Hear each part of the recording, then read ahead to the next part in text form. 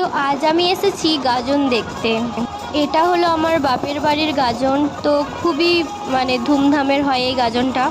2 বছর পর এই গাজনটা আমি দেখতে পাচ্ছি। রাত্রে গাজন দেখে এসে সকালে কি অবস্থা হয়েছে, গ্যাস থেকে গরম তেল পড়ে গিয়ে এরকম অবস্থাটা হয়েছে। এটা আমার মায়ের এরকম অবস্থা দেখে আমার একদম শ্বশুর বাড়ি আসতে ইচ্ছা করছিল না, তবু ভোটের জন্য আসতে হয়েছে। যাই হোক, বাড়ি ফিরেও মনটা সেই মায়ের দিকেই পড়েছিল, ভালো লাগছিল না। তারপর আমি সকালে উঠে ঝাঁটপাট দিয়ে সকালের সব কাজ সেরে ভোট দিতে চলে এসেছিলাম। তো আমার ভোট দেওয়া হয়ে গেছে, দেখতেই পাচ্ছ। আমি এখন রাস্তায় ভোট দিয়ে বাড়ি ফিরছি।